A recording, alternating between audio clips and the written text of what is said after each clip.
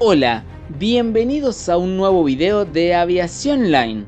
Hoy hablaremos sobre los helicópteros Mi-171E que adquirió Argentina en 2011.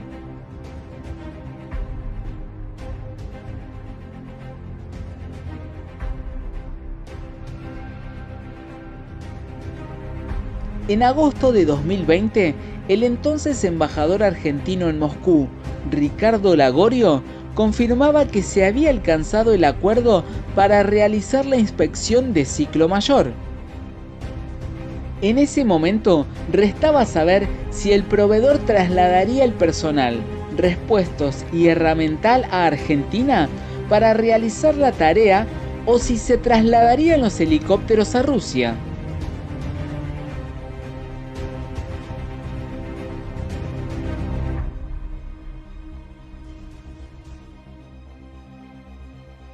Según fuentes consultadas por Aviación Line, habiéndose pactado que la inspección de ciclo mayor sería finalmente realizada en el país euroasiático, restaba definir qué parte se haría cargo de los costos de traslados de los equipos.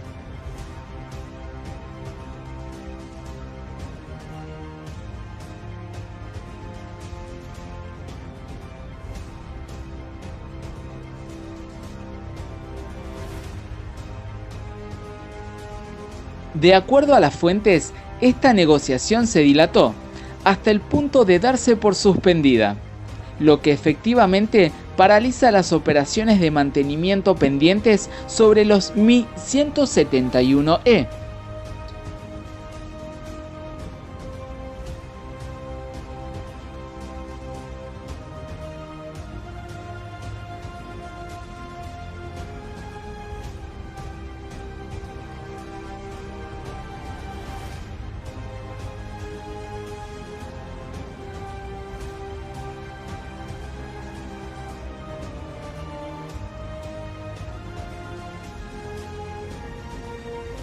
De los dos helicópteros con registro H-94 y H-95, se sabe que uno se encuentra desarmado, mientras que el segundo cumple con el procedimiento de encendido y operación básica regular para no permitir el vencimiento de equipo y tripulaciones.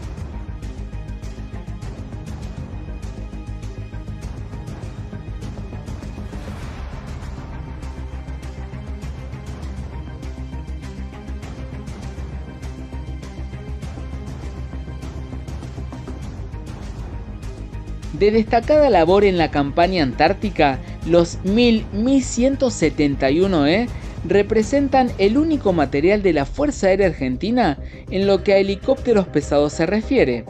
La pérdida de esta capacidad tendría un impacto directo en las operaciones logísticas del continente blanco.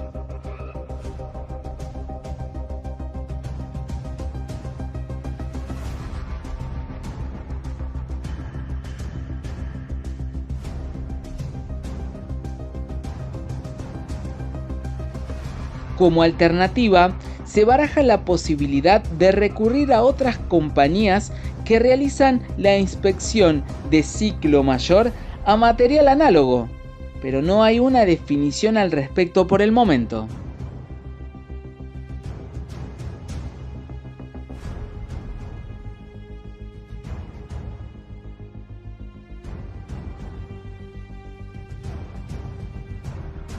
Si bien la situación de indefinición de la logística de la operación de mantenimiento no es nueva ni coincide con el conflicto actual, no puede descartarse un vínculo entre la suspensión del contrato y las sanciones occidentales a Rusia tras la invasión a Ucrania.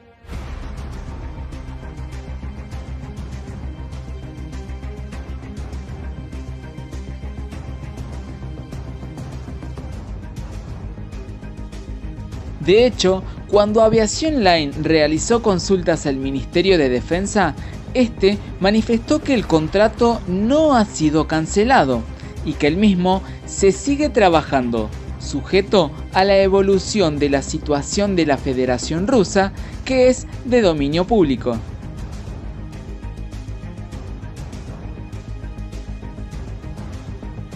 Ante la respuesta sobre una suspensión del contrato, ya que la información que obtuvimos habla de suspensión y no de cancelación del mismo, el ministerio repitió que el acuerdo no está cancelado, sin brindar mayores datos sobre el estado actual de las negociaciones.